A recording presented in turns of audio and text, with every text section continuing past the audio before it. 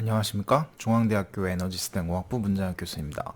본 강의는 전산설계 기초 10주차 1차시 강의를 진행을 하도록 하겠습니다. 지난 시간까지 저희가 이제 선형 회귀 분석에 대해서 공부를 했습니다. 근데 이제 이번 시간에는 이제 그 선형을 배웠다고 하면은 이제 비선형 non-linear regression에 대해서 한번 오늘 이야기를 해보도록 하겠습니다. 비선형이라고 하더라도 아마 선형과 거의 유사한 방식으로 진행이 되다 보니까 오늘은 아마 어렵지 않게 14장을 이해를 하셨다고 하면은 어렵지 않게 15장을 이해를 하실 거라고 생각을 하고요. 다음에 더 나아가서 아마 15장이 끝나시게 되면은 저희가 프로젝트 1-1에서 자이로스코프 헬리콥터를 갖다가 이제 날렸던 데이터에 대해서 이제 비선형 회귀 분석을 수행을 하실 수 있게 됩니다. 이제 그게 되면은 이제 기존에 하셨던 거에서 비선형 회귀 분석을 추가를 해 보시고 이제 추적 설계를 수행을 해 보신 결과를 이제 제출을 하시면 될 것 같고요. 그래서 아마 이번 주 지나면 아마 다음 주 정도에는 제가 공식적으로 이제 회귀 분석에 대해서 한번 관련된 프로젝트를 1-2를 업로드 해드리도록 하겠습니다. 이번 챕터에서는 저희가 어떻게 보면 비선형 회귀 분석의 가장 기본이 되는 폴리노미얼 리그레션에 대해서 이야기를 한번 해보도록 하겠습니다. 그래서 어떻게 보면 이제 더 이제 멀티플 리니어 리그레션이라고 할 수 있겠고요. 그래서 그 방법 자체는 이제 선형 회귀 분석했던 거랑 이제 거의 유사하기 때문에 아마 어렵지 않게 진행을 할 수 있을 것 같고요. 그다음 매트랩으로 어떻게 최종적으로 임플리메이션을 할 수 있는지에 대해서도 한번 이야기를 해보도록 하겠습니다. 먼저 저희가 다항식 회귀 분석이라고 하는 것은 이제 폴리노미얼. 그래서 기존에는 저희가 앞에서는 y는 ax 플러스 b라고 하는 이런 단순한 선형 회귀 모델을 사용을 했었습니다. 하지만은 대부분의 데이터라고 할 수 있는 애들이 그리고 어떤 이제 실험 관측치들이 이렇게 선형을 띠고 있으면 좋겠지만 그렇지 않은 경우들도 너무 많습니다. 물론 이제 그 선형 비선형이라고 할지라도 저희가 로그를 취하거나 혹은 몇 급수를 취해가지고 선형화를 시켜줄 수 있으면은 아마도 선형 회귀 분석을 어렵지 않게 사용을 할 수도 있다라는 것도 지난 시간에 공부를 하였습니다. 그런데 이제 아쉽게도 이제 그게 안 되는 경우, 이제 선형화가 불가능한 경우들도 너무 많습니다. 사실 선형화가 불가능하진 않는데 우리의 지식으로는 짧은 지식으로는 선형화를 하기가 어려운 경우들이 너무 많습니다. 물론 이제 그런 경우에도 이제 회귀 분석을 수행을 할 수가 있겠는데요. 대표적으로 회귀 분석을 하게 되면 이런 데이터 분포를 가질 때 이런 1차 선형 함수보다는 이런 2차 선형 함수를 갖다가 보여주는 게 가장 좋지 않을까라는 것은 너무나도 잘 알 수가 있습니다.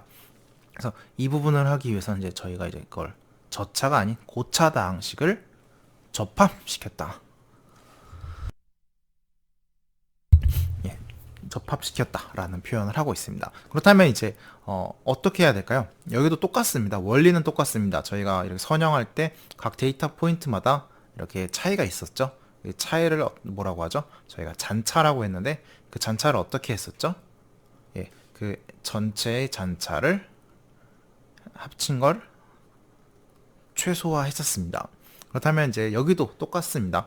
이런 모델은 아마도 실제 데이터 값에서 잔차가 있을 거고요. 그 잔차가 아마 상당히 크게 최소화를 수행을 할 수가 있게 되어 있을 거라고 생각을 하고 있고요. 그렇다면 이제 이런 잔차를 어떻게 정의를 할지에 대해서 고민을 한번 해보신다고 하면은 어렵지 않게도 다항식 회귀 분석을 수행을 할 수가 있게 되겠습니다. 그렇다면은 이제 다항식을 한다고 했었으니까 먼저 간단한 2차 다항식을 갖다가 한번 준비를 해보았습니다. 그래서 저희가 모델을 접합을 시킨다고 하면은 어떤 함수는 y는 다항식인 상수항과 그 다음에 1차항 a1x, 2차항인 a2x 제곱으로 되어 있겠습니다. 이렇게 해서 우리가 예상한 모델은 다음과 같지만은 실제 예측치는 거기에 바로 약간의 에러가 존재를 할 거가 되겠습니다. 그 말은 즉 뭐죠? 저희가 실제 리얼 값에서 프리딕션 값에서는 이만큼의 차이가 존재한다는 뜻이 되겠고요. 물론 그게 각각의 케이스에 따라서 모든 각각의 케이스에 따라서 그 값들을 차이를 볼 거고요. 그 차이를 어떻게 하자? 전체를 합해 주셔야겠죠. 근데 이 잔차가 플러스 잔차도 있고 마이너스 잔차도 있다 보니까 항상 제곱을 취해 주셔서 항상 다 양수로 바꿔주는 제곱의 잔차를 쓰겠다가 되겠습니다. 그래서 그 합 잔차를 갖다가 저희가 SR 1부터 n가지의 데이터의 전체 에러를 제곱을 하겠습니다. 그렇기 때문에 실제 예측치인 yi랑 저는 여기서 리얼 값인yr이라고 표현을 하겠고요. 이 전체를 y prediction이라고 표현을 하겠습니다. 그래서 전체를 i번째 있는 데이터를 갖다가 차이를 빼주시고 제곱을 하시면 되겠고요. 얘를 어떻게 하자?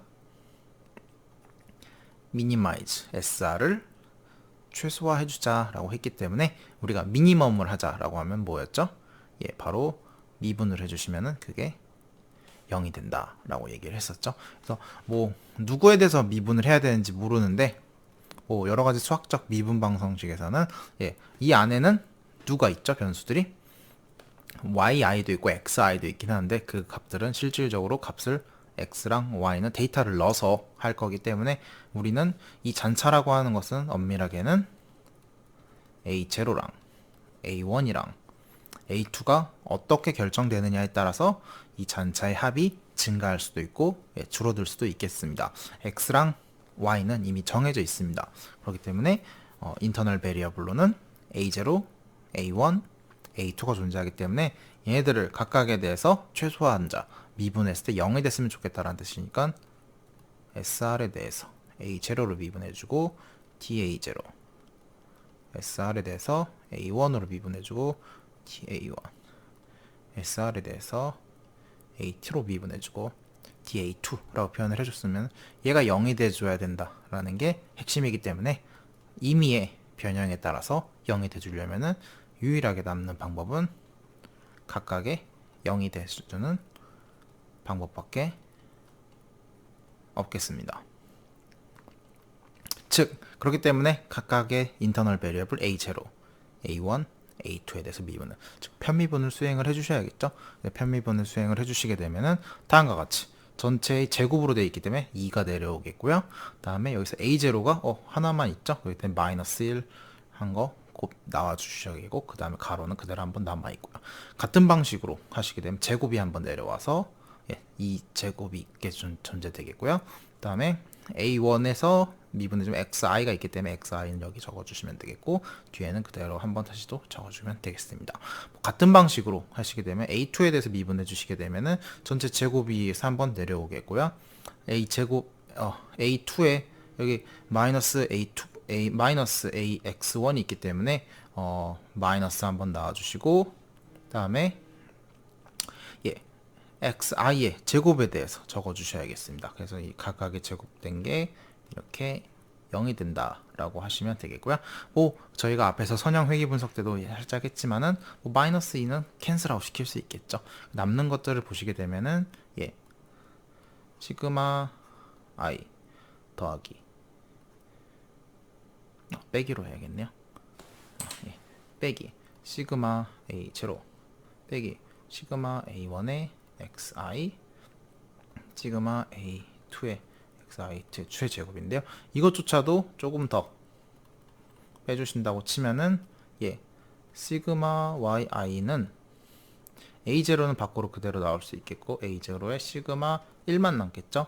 같은 방식으로 a1도 밖으로 나와주고 시그마 i가 되겠고 a2도 시그마 xi의 제곱이 돼서 이런 식으로 밑에도 정리해주면은 아마도 다음 식처럼 정리가 될 것 같습니다. 그래서 n 시그마 1이 1부터 n까지 더해지기 때문에 n이 되겠고요. a1을 개수라고 변수라고 생각으로 앞에 나머지 시그마 xi를 개수라고 생각을 해주시고요. a2는 시그마 xi의 제곱이라고 생각을 해주시고 표현을 하게 되면 다음과 같이 첫 번째 식이 정리가 되고요. 두 번째 식도 잠깐 살짝 한번 봐볼까요? 이쪽을 한번 살짝 지우고 해보겠습니다. 어려운 건 아닌데요. 마이너스 2는 캔슬아웃 시키고 남는 거 곱해보니까 시그마 xi 시그마 시그마 xi 시그마 xy 그다음에 더하기는 빼기로 먼저 해주시고요. 빼기는 뭐 a0의 시그마 xi 빼기 a1의 시그마 xi에다가 xi의 제곱이 돼줘야겠네요. 그 다음에 좀 공간이 부족한데 a2의 시그마 xi의 세제곱이 되겠고요. 이게 는 0이기 때문에 넘겨주시고 남는 것들 시그마 xyi는 시그마 xi의 a0 더하기 시그마 xi의 제곱에 a1 시그마 xi의 세제곱에 a2로 이렇게 적혀주시면 되겠습니다. 해주고 적어서 보니까 역시 a0의 시그마 x a1의 시그마 x 제곱의 전체 합 a2는 시그마 xi의 세제곱의 합 다음에 xy로 나와 있겠습니다. 뭐 같은 방식으로 한번 더 해볼까요? 네.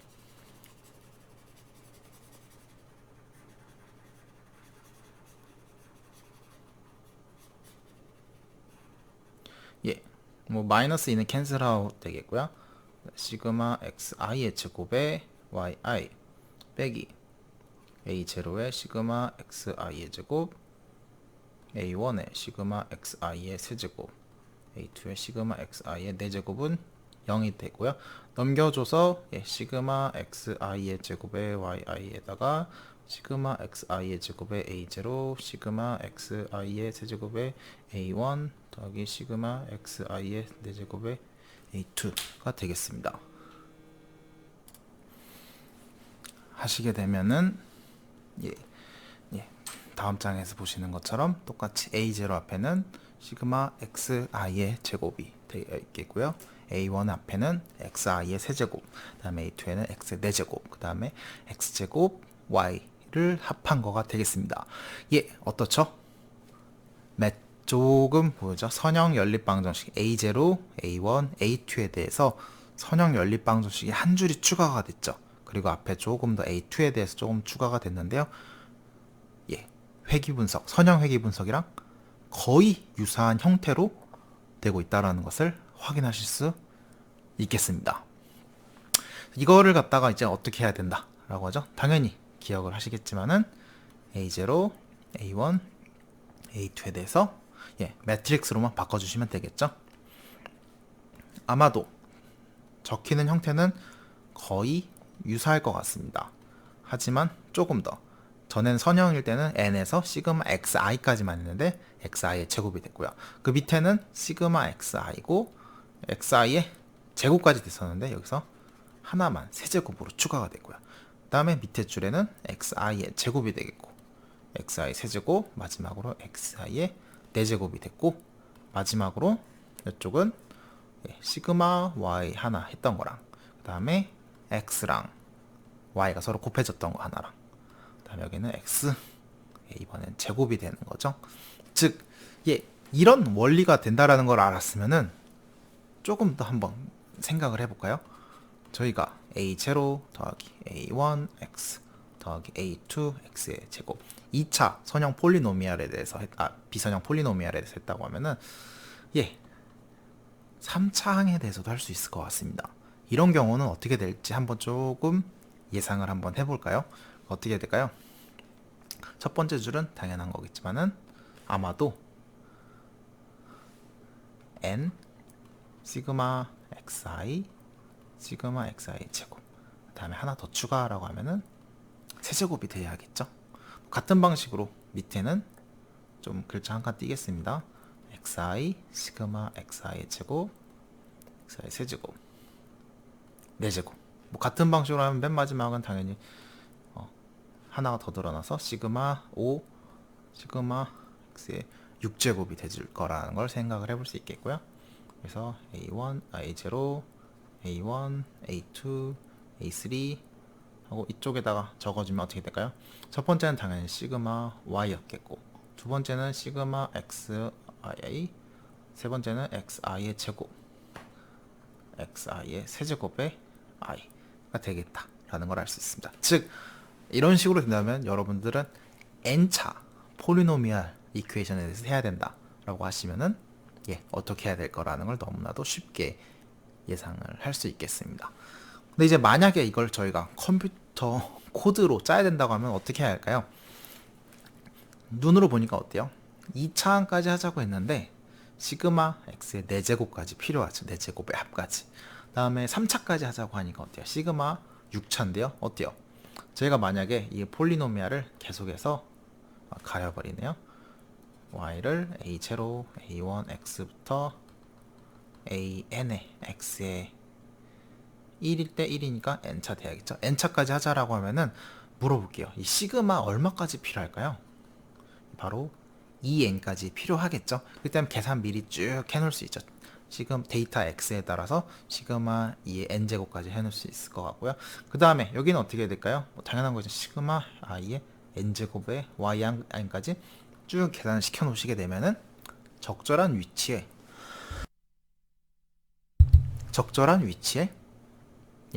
저 매트릭스 형태를 구성만 해줄 수 있게 되면 되는 거겠죠.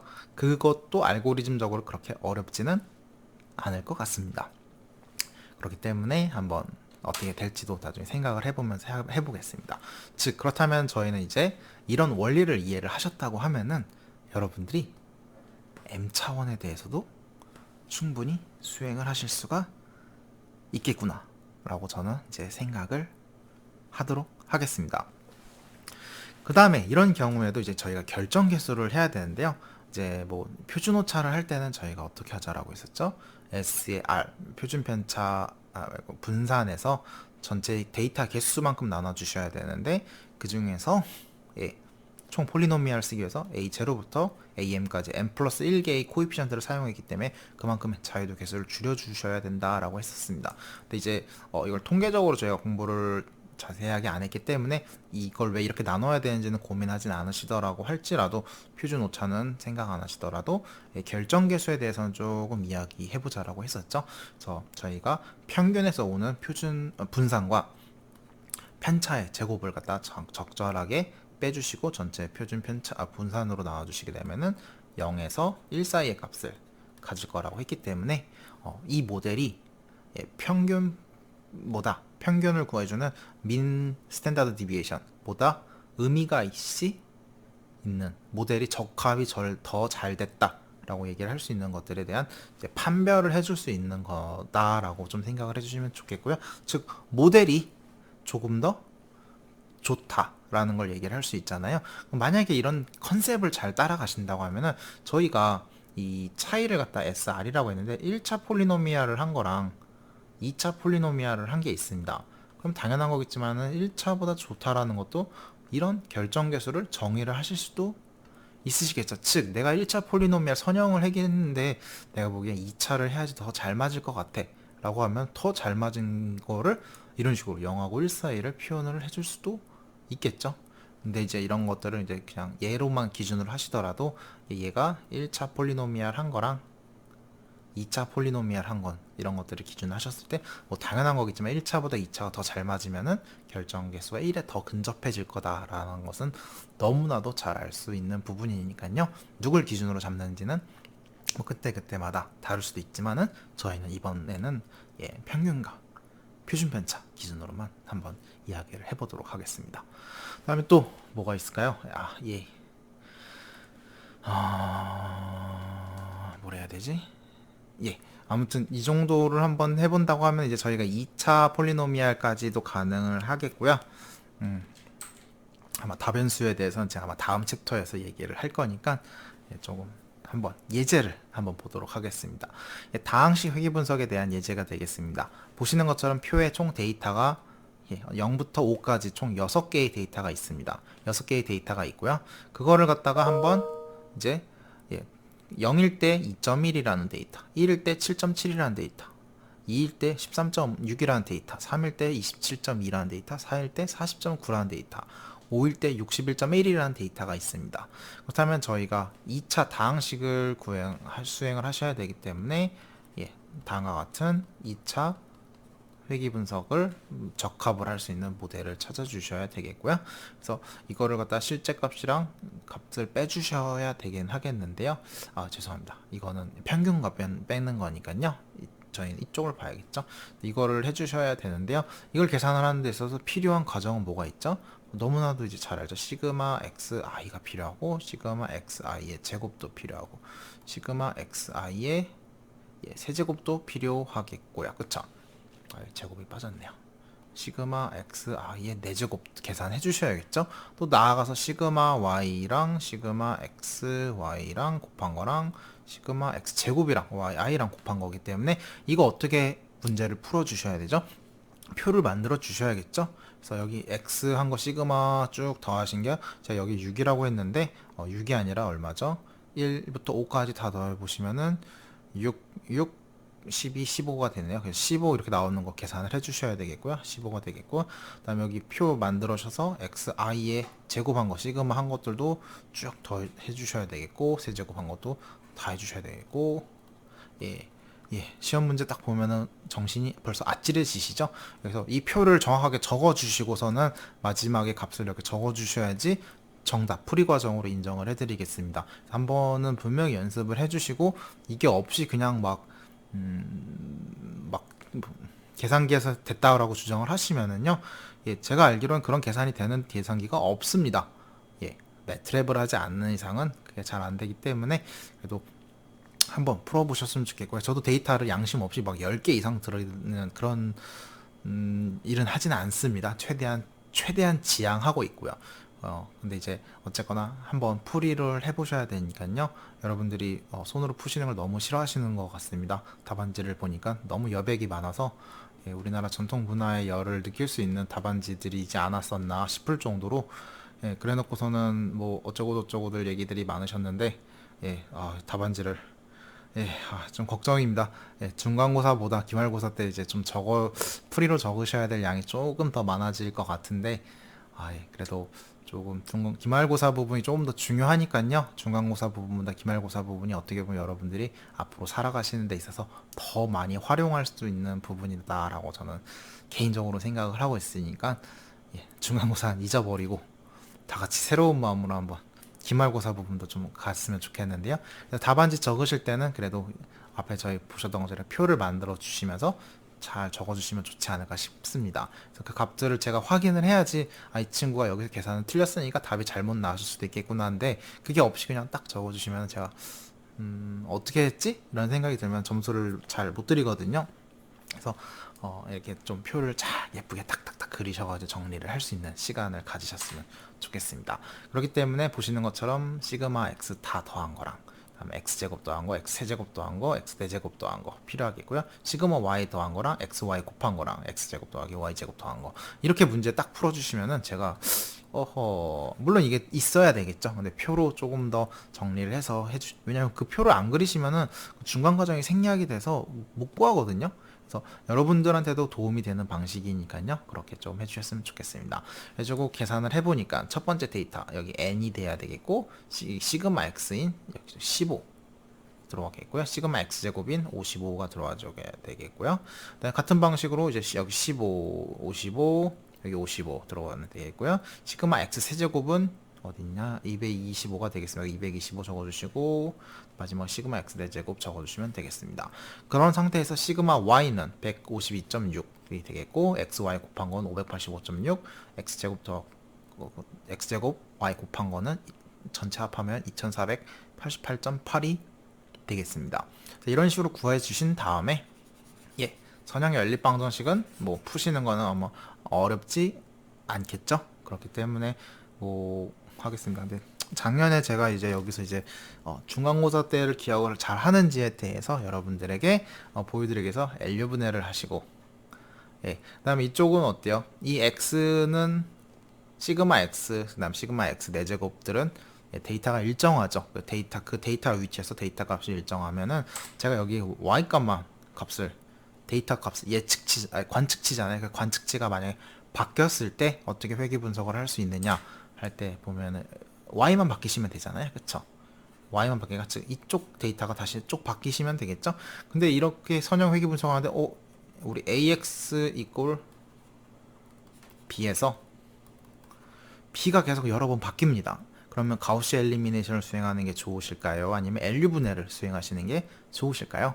예, LU 분해를 하는 게 좋잖아요. 이제 그런 것들에 대해서도 답하라고 이제 이야기를 했었습니다. 근데 그 LU 분해를 해야 되는 이유가 바로 이런 실험치, 관측치가 매번 바뀌게 됐을 경우에 그때 회귀 분석을 수행을 하실 때 계산에 장점이 있죠. 저희가 데이터가 뭐 5개 있을 때는 사실은 가우스 엘리미네이션을 수행을 하시나 뭐 역행열을 하시거나 이런 것들이 큰 차이는 없으십니다. 근데 이제 만약에 데이터가 저희가 뭐 10,000개, 뭐 수천 개 뭐 이렇게 했다고 쳤을 때 그때는 어떨까요? 예, 얘기가 좀 달라지죠. 그리고 폴리노미얼 이퀘이션을 저희가 지금은 2창으로만 했는데 이제 여러분들 복잡한 그래프 데이터 포인트들이 막 많이 있잖아요. 그럼 이제 그걸 4차, 뭐 7차, 10차 이런 식으로 이제 그 하이 오더 폴리노미얼에다가 접합을 시키고 싶어질 때가 올 겁니다. 그러면 매트릭스 사이즈도 점점 커질 거고요. 그래서 이제 그런 경우에는 이제 어떻게 해야 될지에 대해서도 한번 고민을 한번 해보셨으면 좋겠는데, 그럴 땐 당연한 거지. LU 분해를 수행을 하실 수만 있게 되면은 큰 장점이 있지 않을까라고 생각을 해주시면 좋을 것 같습니다. 그래서 얘를 갖다 한번 풀어보셔야 되기 때문에요. 데이터가 첫째 많아지다 보니까 코드를 한번 해봤습니다. 그래서 저는 A라는 매트릭스를 갖다 지금 보시는 것처럼 계산을 해주시겠고요. 그 다음에 B라는 매트릭스를 R이라고 해서 표현을 해주시게 되면은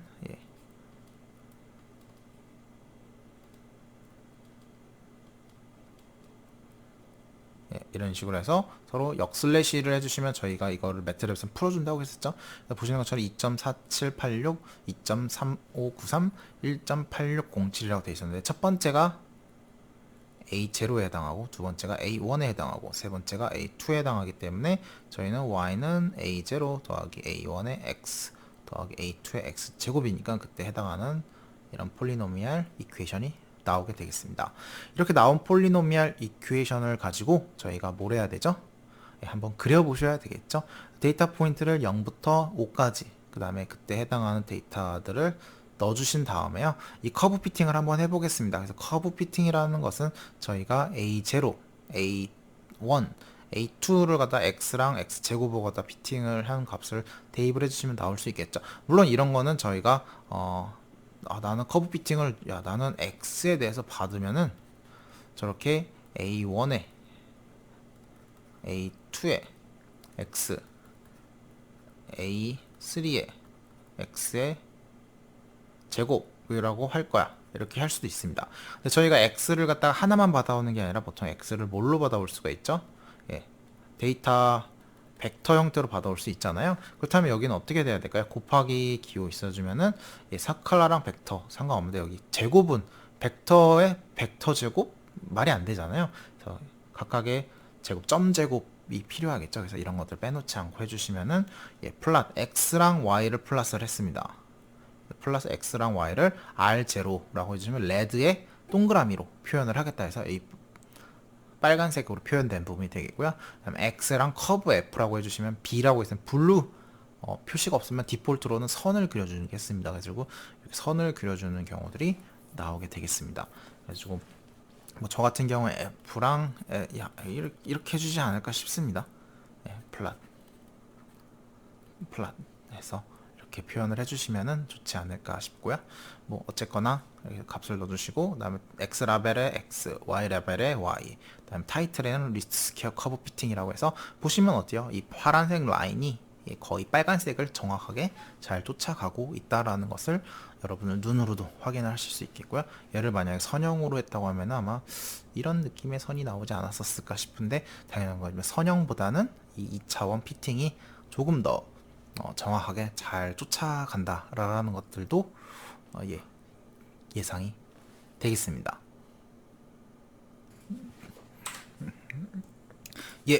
다음으로는 이제 이 회귀 분석이 얼마나 잘 되었는지를 한번 확인을 해봐야겠는데요.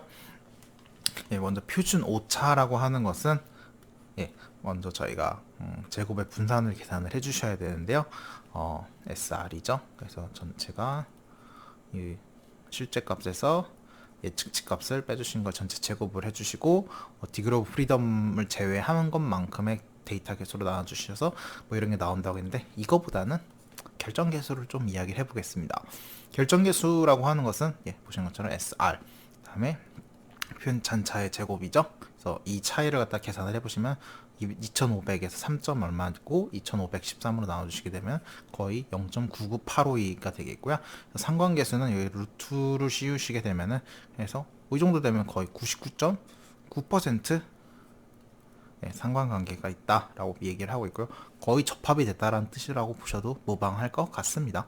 즉 어때요? 평균과 표준편차, 평균과 표준편차 사실 이런 느낌이잖아요. 여기서 이렇게 에러가 있는 애들을 한 거를 감안을 했을 때 그때는 에러의 크기가 2500 정도에 해당하는 만큼 있었는데 보시는 것처럼 이렇게 해버리니까 이제는 에러가 거의 없어져서 3 정도로 줄어들었죠. 그렇기 때문에 비율상 거의 100%의 이쪽 모델에 더 적합하지 않겠느냐라는 것을 이야기를 할 수가 있게 되겠습니다. 그리고 넘어가겠습니다. 그 다음으로 저희가 할 거는 이제 다중 선형 회귀 분석이 되겠습니다. 앞에서랑 차이가 있다라고 하는 것은 이제 함수 y를 결정하는 데 있어서 앞에서는 저희가 x에 대한 함수였다라고 치시면은 y가 x1 혹은 x2 다변수에 의해서 결정이 되는 다중 함수가 되겠습니다. 그래서 이런 경우에 먼저 이제 저희가 선형만 먼저 얘기를 하면은 비선형은 아마 같은 방식으로 확장이 되겠죠. 먼저 선형에 대해서 한번 이야기를 해보도록 하겠습니다. 그래서 저희 y가 있는데요. 이제 변수가 두 개가 있습니다. 그러다 보니까 x1에 대한 선형과 x2에 대한 선형 함수가 존재를 하게 써서 이렇게 선형 함수를 정의를 해주신 다음에 실제 값이랑은 차이, 에러가 이만큼 존재를 하지 않겠느냐라는 걸 확인할 수가 있겠습니다. 그래서 예를 들어서 저희가 데이터 포인트가 있다고 치겠습니다. x1과 x2가 정해지면 그때 해당하는 y 값이 있을 텐데요. 즉 이렇게 2차원 공간 평면에서 y 값이 있기 때문에 3차원 공간으로 표현이 되겠고요. 그전에는 1변수만 있을 때는 x랑 y에 대한 2차원 평면에서 모든 게 다 결정이 됐지만은 이제 변수가 하나 추가가 되면서 저희 3차원 변수가 되겠고요. 그때 저희가 이렇게 결정을 한다라고 하는 것은 엄밀하게는 바로 이 평면을 결정을 하자라는 거고요. 그 평면에서 데이터 포인트가 얼만큼 멀리 떨어져 있는지를 갖다가 저희가 이걸 잔차라고 정의를 할 거고요. 그 잔차의 합이 어떻게 됐으면 좋겠다? 미니마이즈 했으면 좋겠다 라는 것을 기억을 해주셨으면 좋겠습니다. 즉 똑같습니다. 즉 저희가 여기서 잔차를 구해주셔야 되겠고요. 실제랑 예측치랑 차이가 존재를 할 거고요. 제곱을 취해 주셔야 되겠고 합산을 1부터 n까지 데이터를 합산을 해주신 다음에 미니마이즈 해주자라고 했기 때문에 어떻게 되죠? 미분을 한 게 0이 됐으면 좋겠다 라는 거가 되겠죠. 그래서 미분을 할 때 어떻게 되죠? 안에 인터널 베리어블이 총 3개가 있습니다. 즉 그렇기 때문에 SR을 A0로 A0 더하기 SR을 A1으로 SR을 A2로 0이 돼주면 좋겠고, 즉 그 말은 SR의 A0가 0, SR의 A1이 0, SR의 A2가 0이다 라고 하는 역시나 똑같은 형태의 결과가 나오게 되겠습니다. 그렇다면 이제 걔를 갖다 한번 미분을 한번 해보겠는데요. 저희가 앞에서 SR이라고 했을 때 시그마 실제 값에서 예측치를 빼주셔야 되는데요. 어떻게 해야 되죠? A0 빼기 A1의 XI 1이죠.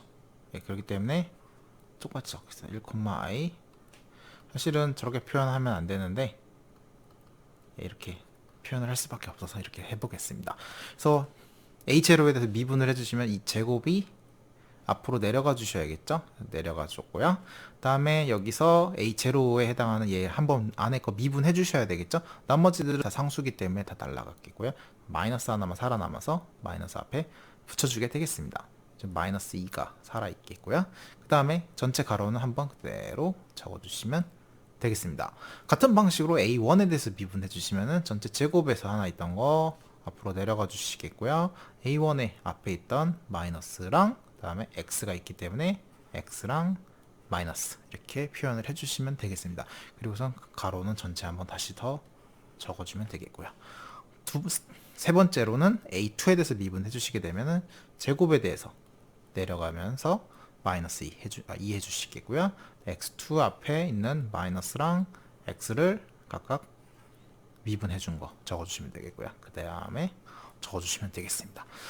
그리고서는 정리를 하는 거죠. 이게 어떻게 된다? 각각이 0이 된다. 그래서 마이너스 2는 캔슬 아웃 시키실 수 있으실 것 같고요. 그래서 시그마 y는 그대로 이쪽에다가 두고 나머지들은 넘겨주겠습니다. 그래가지고 시그마 a 제로 더하기 시그마 a1 x1, i 시그마 a2의 x2, i 이렇게 표현이 되어 있고요.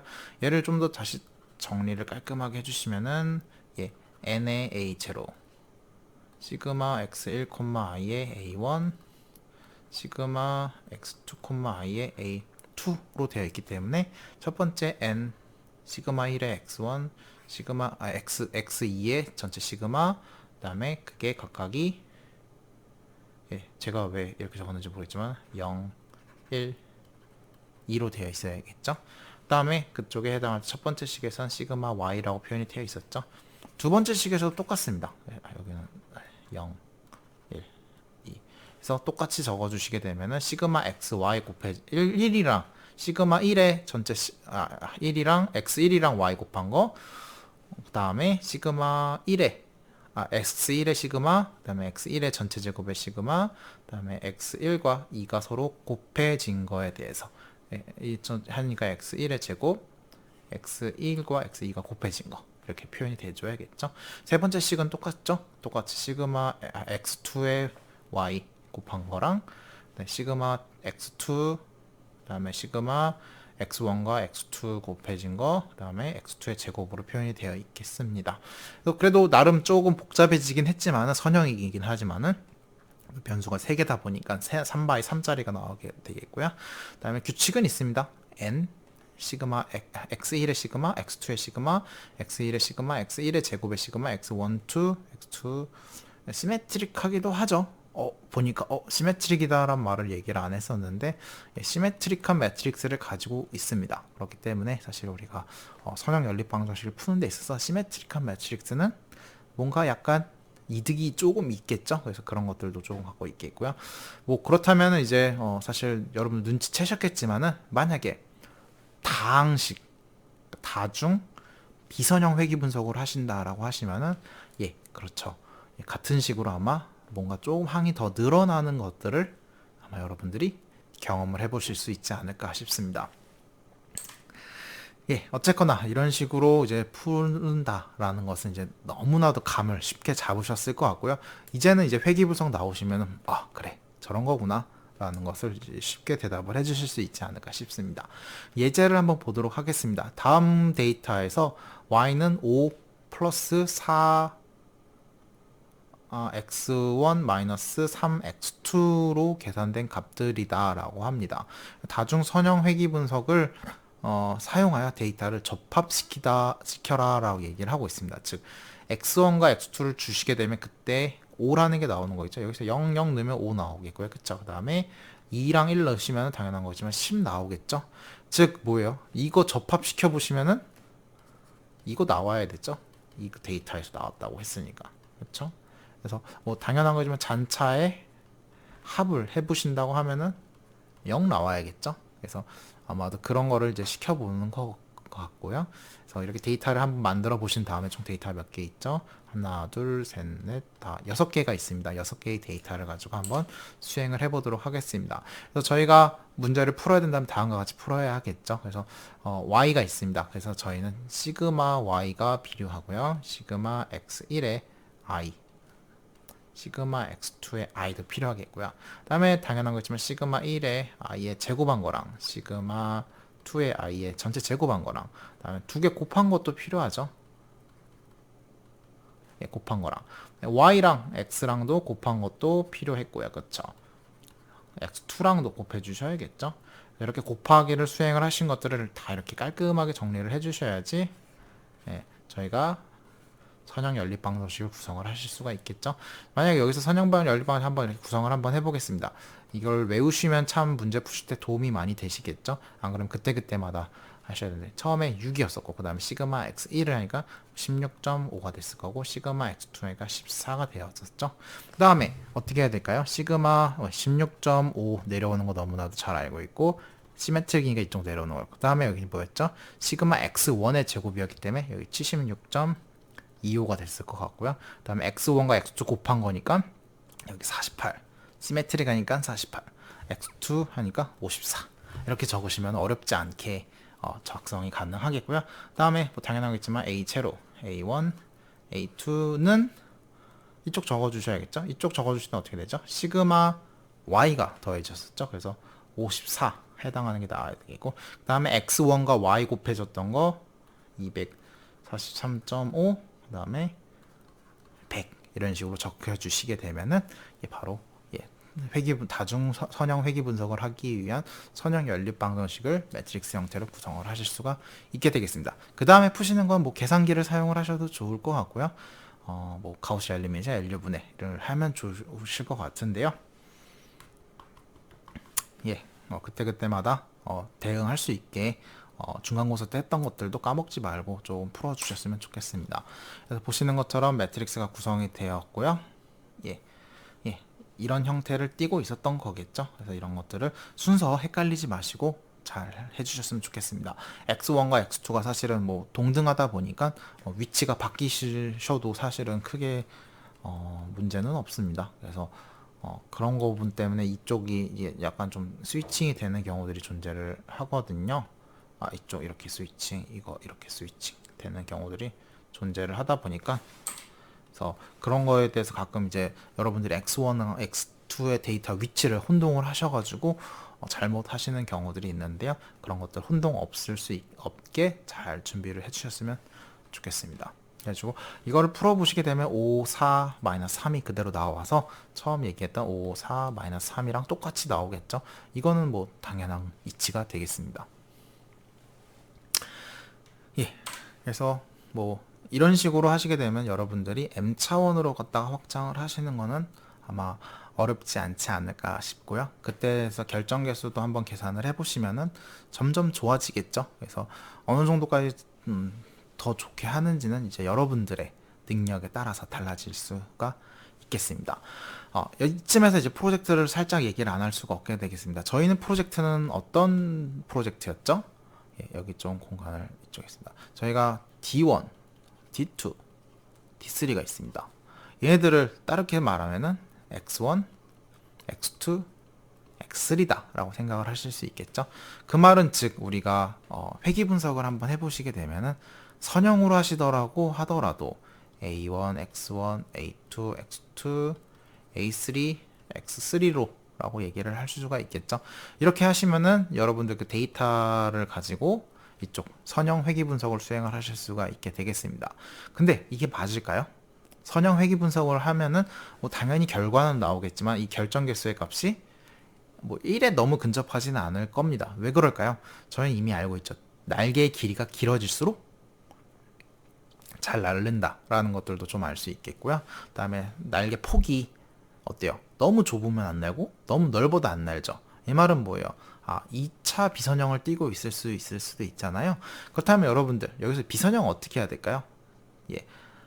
간단하죠. 먼저 A4에 누구?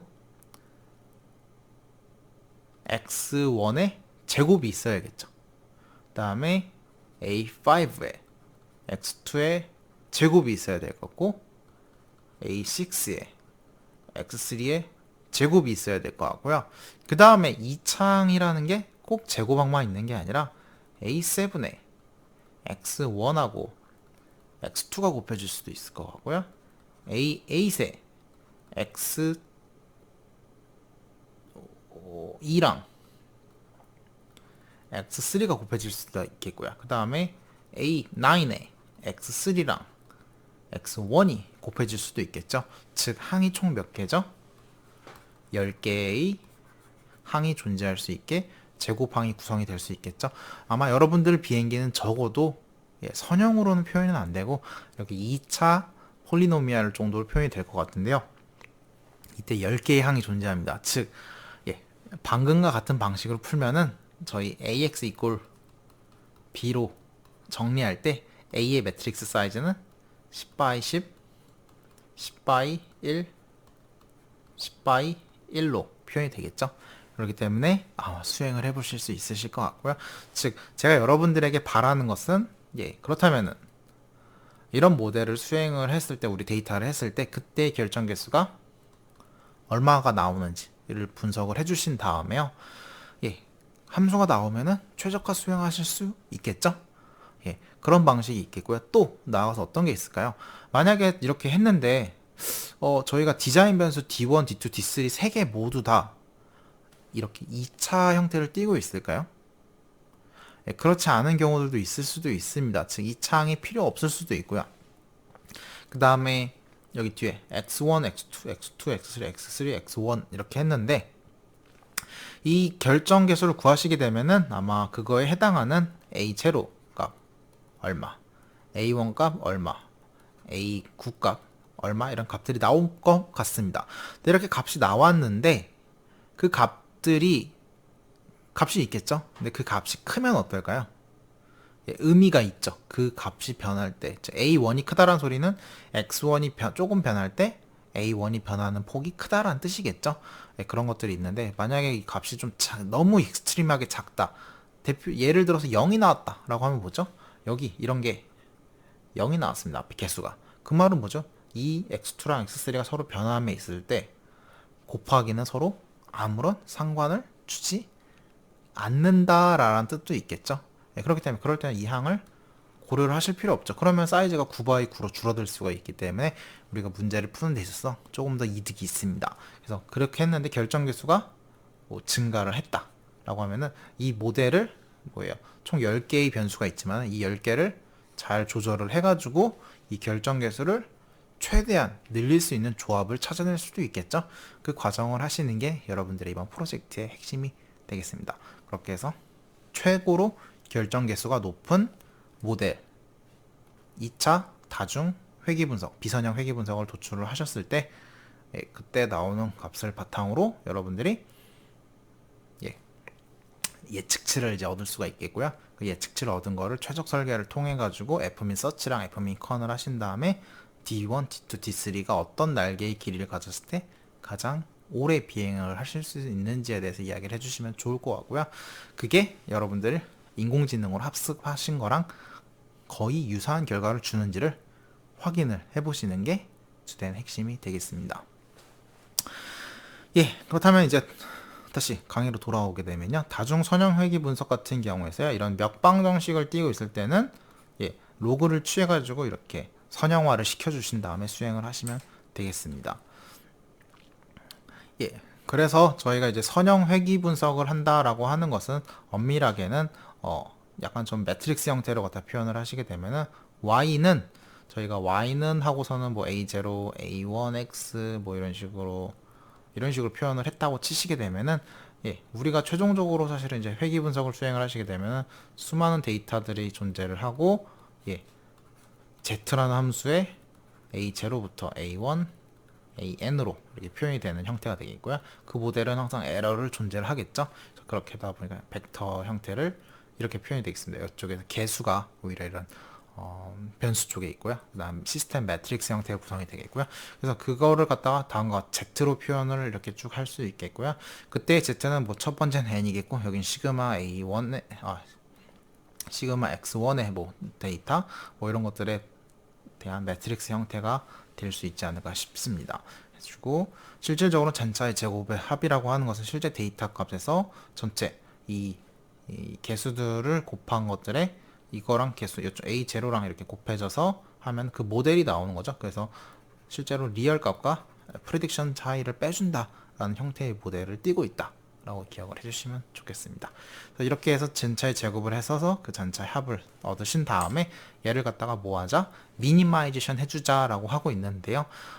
여기서 약간 이제 조금 기억을 해주셨으면 하는 게 저희가 이제 미니멈 S0 해서 미분을 해서 0을 얻는다라고 있는데요. 이게 사실은 되게 신기하게도 이런 게 도출이 됩니다. 뭐 예를 들어서 저희가 앞에서 이 얻은 Z라는 매트릭스를 갖다가 지금 Y는 ZA라고 표현이 되어 있잖아요. 이 Z라는 거에다가 앞에 트랜스포즈 매트릭스를 곱해주시고 앞에다 곱했기 때문에 여기도 똑같이 곱해주시면 좋겠죠. 그렇죠. 그래서 곱해주시면 서로 양변은 이큐벌런트 동등하게 되겠습니다. 동등하게 나오는데요. 이때 이것을 수행을 하신 다음에 예, A를 갖다가 이쪽으로 넘겨주실 수 있으시게 되면은 예, 뭐라고 해야 되죠? 넘기면 어떻게 될까요? 역행렬을 취해주시면 Z의 역행렬, Z의 트랜스포즈의 역행렬, 그다음에 Z 트랜스포즈 이렇게 Y가 되겠죠. 근데 이제 이렇게 해주신 다음에 봤는데 뭐 느낌상들 다들 아시겠지만은 이 Z의 트랜스포즈랑 Z의 역행렬이 서로 동등합니다. 그래가지고 뭐 그렇게 하셔도 되겠고, 네, 뭐 그냥 이렇게 그냥 기억을 하셔도 상관없습니다. 그래가지고 그냥 뭐 Z랑 Z 트랜스포즈, Z 트랜스포즈 이런 결과가 되긴 하는데요.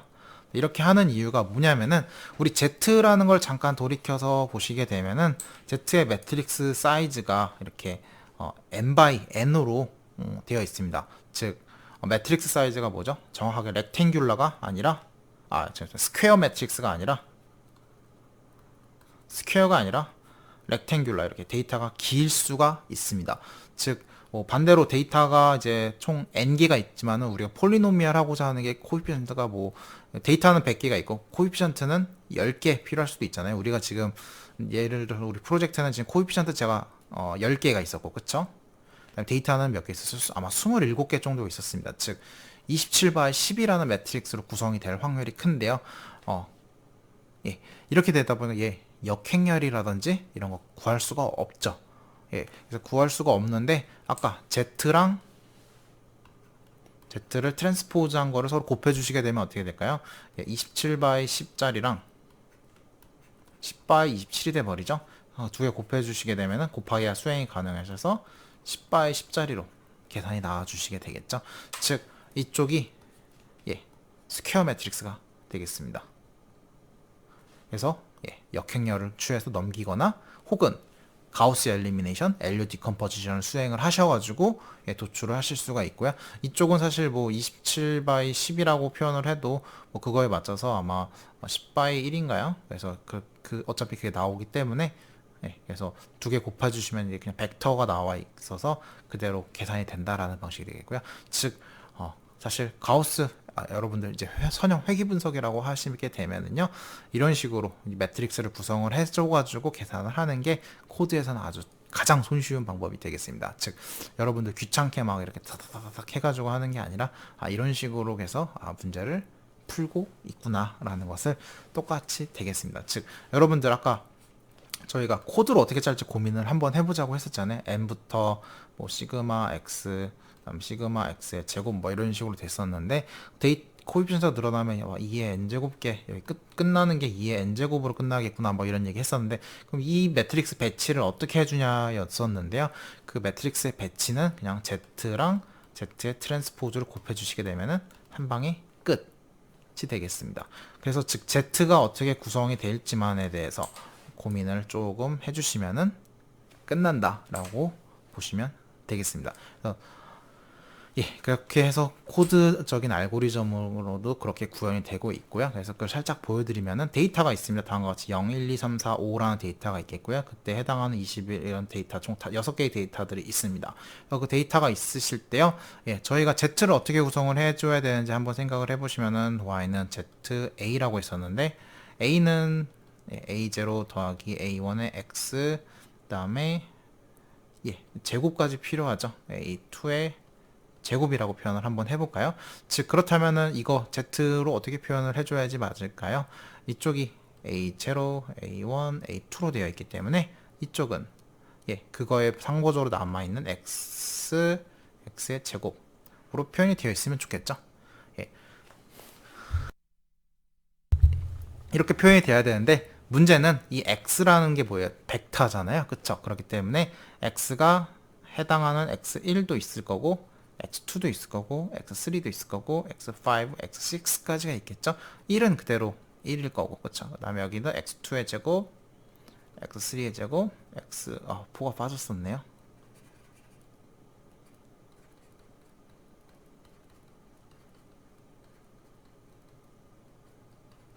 예, 이런 식으로 아마 데이터가 적힐 것 같고요. 이렇게 적어주시는 게 Z가 되겠습니다. 즉 여기 있는 걸 갖다 쓰신다고 하면은 여기는 0, 1, 2, 3, 4, 5가 되겠고 여긴 0, 1, 4, 9, 16, 25가 적혀 있다 라고 생각을 해주시면 좋겠습니다. 그렇게 해서 Z라는 매트릭스가 아마 1, 0, 0, 뭐 1, 1, 1, 1, 2, 4, 뭐 이런 식으로 해서 뭐 1, 5, 25 이렇게 해서 6바이 3짜리가 적혀 있을 거고요. 그렇게 해서 구성을 해준 거가 되겠습니다. 다음과 같이 6바이 3을 구성을 해주신 다음에 Z 트랜스포즈랑 Z를 곱해주시게 되면 이렇게 보시는 것처럼 3바이 3짜리가 얻어지시게 되겠고요. A를 갖다가 이렇게 Z 트랜스포즈랑 Z 한 거가 A고 그 다음에 Z랑 Y 곱한 거를 구해주시면 즉 이런 식으로 나누기를 이제 역행렬이나 혹은 이제 역산으로 생각을 해주시면 좋을 것 같고요. 그래서 ax equal b라고 해서 여기 a랑 나누기 b를 갖다 해주시게 되면 a 값이 나오게 되겠습니다. 그래서 이런 식으로 코딩을 아주 심플하게 진행을 하고 있구나를 기억을 해주셨으면 좋겠고요. 그래서 어떻게 보면 이 Z 매트릭스를 어떻게 잘 구성을 하는지가 이거의 핵심이 되겠죠. 여러분들은 이 Z를 1차면 이렇게 뭐 2차면 얼마 이렇게 구성을 해주시면은 코드를 통해 가지고 계산을 해주셔서 결정 개수를 계산을 하는 것까지 코딩화를 해주신 다음에 여러 가지 모델에 대해서 다 비교를 해주신 다음에 가장 결정 개수가 높은 폴리노미알 다변수 폴리노미알에 대해서 계산을 도출을 해주셔서 설명을 해주시는 게 아마 프로젝트의 한 파트를 구성을 한다라고 생각을 해주시면 되겠습니다. 그래가지고 어떻게 해보냐, 실제 데이터 값이랑 우리가 Z 값이랑 A를 곱하면 그게 바로 프리딕션이었죠. 프리딕션을 차이를 해주신다면 전체 제곱에 합산을 해주신 게 SR이 되겠고요. 그래가지고 그거를 갖다 계산을 한번 해보시면은 결정 개수는 ST에서 ST-SR이었기 때문에 1-ST의 SR도 되겠습니다. 그래서 1- 이쪽에 ST죠. 그래서 데이터를 평균에서 뺀 다음에 전체 제곱을 해주신 다음에 합산을 해준 걸 나눠주셔서 SR과 나눠주시면은 0.9985이기 때문에 엄청 적합도가 높다라는 것을 확인해 볼 수가 있을 것 같겠고요. 이건 결정 개수겠고요. 상관계수고 결정 개수는 루트를 씌워주셔서 R 값도 계산을 조금 해주시면은 좋겠죠. 뭐 헷갈리시는 경우들도 있는데요. R 제곱과 R 둘 다 구해주시면은 뭐 그런 문제가 없겠죠. 이쪽은 제가 뭐 오류 결정 오류라고 했는데요. 저희가 데이터 개수에 대한 것들에 대한 전체 개수 n개에서 코에피션트에 사용되는 그 코에피션트 개수를 좀 빼주셔서 나눠주신 다음에 이 정도 상대적으로 이 정도의 오류가 있구나라는 것들을 분석을 해볼 수가 있게 되겠습니다. 그렇다면 이제 저희가 이런 비선형 회귀 분석을 수행을 하실 때요, 뭐 공학 문제에서는 사실 선형보다는 이런 비선형 같은 경우들이 많이 있습니다. 근데 이제 어떻게 표현을 해야 될까요? 이런 경우에 대해서는 물론 이제 여러 가지가 있었지만 이제 선형화를 시켜준다, 로그를 취해가지고 선형을 시켜준다, 뭐 이런 내용들이 주로 핵심을 이루고 있었으니까요. 뭐 그런 방법도 있긴 한데요. 이제 뭐 그렇지 않은 경우들도 있습니다. 그래서 비선형 회귀 분석 같은 경우에는 이제 그 모델이 사실 선형화가 안 되는 경우들도 분명히 존재를 하거든요. 그런 경우에는 이제 비선형 회귀 분석을 위해서 이제 가우시안 뉴턴 메소드라는 것들을 쓰거나요. 최소 제곱 접합을 직접 구하기 위하여 최적화 기법들을 사용화한다라고 되어 있습니다. 즉 무슨 말이냐면은 잔차의 제곱합을 계산하기 위하여 다음과 같은 식이 있습니다. 저희가 리얼 값이랑 프리딕션이라고 했는데 프리딕션의 모양을 다음과 같이 이제 비선형적으로 잡다 보니까요. 근데 어쨌거나 이거의 잔차를 제곱을 해가지고 합산을 한 다음에 이런 함수가 있고요. 얘를 갖다 뭐 하자? 미니마이제이션 하자고 했었잖아요. 근데 미니마이제이션 하자고 했는데 곰곰이 생각을 해보시면은 여기는 뭐예요? 변수가 a0랑 a1에 대해서만 있잖아요. 그렇기 때문에 a0랑 a1에 따라서 이 잔차의 제곱의 합이 최소화될 수 있다는 걸 너무나도 잘 알고 있습니다. 즉 그 말은 뭐예요? 우리 fmin 서치, fmin con 같은 거를 사용을 해가지고 최소화한다라는 거를 이미 너무나도 잘 알고 있습니다. 즉 A0랑 A1이 어떻게 변해갈지 모르겠지만은, 그래서 뭐죠? 즉 X0라고는 했지만 실은 A0랑 A1의 초기값을, 첫 번째 초기값을 넣어주는 거죠. 그걸 넣어주시면은 옵티멈 세트를 해주는 거에 따라서 얘가 점점 최소화를 찾아서 가기 때문에 마지막으로 X에서는 A0랑 A1이 나올 텐데, 그게 뭐예요? 우리가 찾고자 했던 옵티멀 포인트의 값들을 주는 거겠죠. 그래서 그러면 그런 식으로도 찾아낼 수가 있습니다. 즉, 여러분들은 이제 어떠한 함수의 형태가 나오더라도 걔를 접합을 시키기 위한 비선형 회귀 분석을 수행을 하실 수 있는 기술도 가질 수 있게 되겠습니다.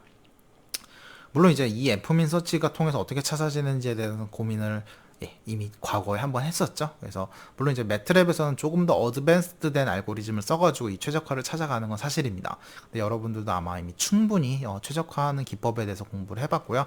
단변수일 때 혹은 다변수일 때도 그렇게 큰 차이가 없기 때문에 이런 것들을 사용을 하시면은 찾아낼 수 있겠구나라고 생각을 하시면 되겠습니다. 그래가지고 가끔 이제 물리 현상에 대한 식이 복잡한 게 있잖아요. 그 식을 갖다가 데이터를 통해 가지고 피팅을 하기 위한 방식으로 이런 식으로 함수를 설정을 해주신 다음에 fmin 서치나 fmin con을 수행을 해주시면 되겠고요. 사실 다변수기 때문에 이렇게 fmin 서치를 한 거고, 단변수면 fmin bnd 이런 것들도 있었죠. 그런 것들을 통해 가지고 수행을 하셨어도 충분하지 않을까라는 생각을 하고 있습니다. 즉 그렇기 때문에 이제 실질적으로는 저희가 지난 시간에 이제 이런 지수 함수를 통해 가지고 이런 결과를 도출했었습니다. 즉 번지 점프한 사람이 항력을 얼마나 받는지, 이제 속도의 제곱에 비례한다라는 물리식이 사실 있었었는데요. 그거를 갖다가 다음과 같이 이제 도출을 했었었는데, 만약에 얘를 갖다가 다르게 한번 좀 표현을 한번 해보겠습니다. 즉 나는 얘가 A0고 이게 A1이었으면은 몇 급 함수를 통해 가지고 이제 도출을 했다라고 치면은, 얘를 그냥 나는 이 비선형 그 자체를 써보겠다라는 거죠. 그렇기 때문에 난 함수가 있으면은 이 함수를 정의를 하는 데 있어서 A0랑 A1이 있다라고 치면은 나는 이걸 자체를 그냥 V의 거듭제곱에 A1으로 표현을 하고 싶다가 되겠습니다. 펑션을 갖다 정의를 했고요. 그래서 A랑 XM과 YM이 들어와 준다고 치면은 함수 YP는 A의 첫 번째랑 A의 두 번째 제곱으로 갖다 그냥 간단하게 표현을 해줬고요. F는 뭐예요? 그 값이랑 프리딕션 값의 차이를 보고 있죠. 잔차를 보고 있는 거죠. 잔차의 제곱을 갖다가 해서 쭉 함수를 토해내주고 있네요. 그래서 잔차를 최소화하기 위한 작업을 해주면 되겠다라고 생각을 해주시면 좋겠고요. 그때 이제 뭐죠? X랑 Y라는 데이터 포인트들이 쭉 있고요. fmin 서치를 통해 가지고 함수 골뱅이 표시를 해주셔야 되죠. 펑션 핸들로 넣어주셔야 되기 때문에, 그래서 1,1 A0랑 A1을 1,1이라고 가정을 하고 시작을 했습니다. 그게 답이 아니라는 건 이미 너무나도 잘 알고 있고요. 그 다음에 그렇게 해주시고 옵션을 갖다가 그래서 X랑 Y라는 데이터를 넣어가지고 수행을 할 거고요. 그래서 여기서 이제 X랑 Y라는 데이터를 넣어가지고 수행을 하시게 되면은 이제 이런 결과들을 얘가 최적화를 쭉 가져와 보니까 두 개를 토해내 줬는데, 첫 번째 A0랑 두 번째 A1이기 때문에 A0에 해당하는 2.5383, 1.4359라는 이런 결과가 좀 나왔고요. 사실은 V제곱에서부터 살짝 멀어지긴 했는데, 그래도 어쨌거나 이런 비선형 회귀 분석을 정확하게 수행을 한다고 치시게 되면은 이런 더 보시는 것처럼 점선이 어때요? 조금 더 기존 솔리드 라인에 비해서 조금 더 접합이 잘 되어 있을 거라는 느낌을 가지실 수 있겠죠. 그래서 이런 데이터들도 이렇게도 얻어낼 수가 있겠구나. 꼭 선형화를 거치지 않더라도 얻어낼 수가 있고요. 사실은 조금 더 정확한 접합이 더 잘 된 결과를 도출을 하실 수가 있습니다. 물론 그게 피지컬리 맞느냐 안 맞느냐는 이제 저희가 조금 더 고민을 한번 해보아야 되지 않을까 싶고요. 사실은 1.4359, 1.98 사이 차이가 발생을 하는, 얘가 사실은 데이터가 더 안 좋은 거잖아요. 왜냐면 우린 V제곱을 따른다라고 알고 있었는데, 그래서 이런 점에서는 차이가 있긴 하지만은 이거는 사실 관측된 데이터의 오류가 너무 크다 보니까 생기는 문제고요. 만약에 나는 정말 이게 제곱인 걸 알면은 여기다 2 넣어주고 여기를 찾아야겠죠. 그런 방식으로 수행을 하셔도 되는데, 물론 꼭 그게 핵심은 아니니까요.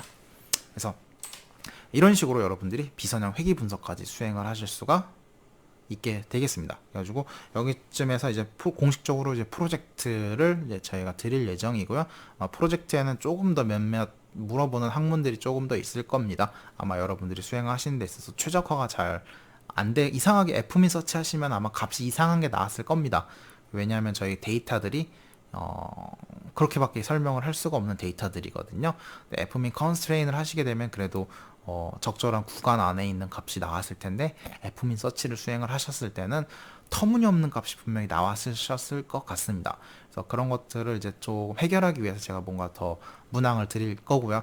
그 전에 이미 이런 다변수, 다중, 비선형 회귀 분석을 수행을 하셔서 저희 이런 회귀 분석이랑 뉴럴 네트워크를 통해서 학습한 거랑 유사한 결과를 주고 있다라는 것을 먼저 상기하신 다음에 최적화도 같이 한번 수행을 하셔서 둘 다 두 모델 다 어떤 최적값을 우리에게 도출을 해주고 있는지를 보시고 다음 시간에 뵙겠습니다. 모두들 수고하셨습니다.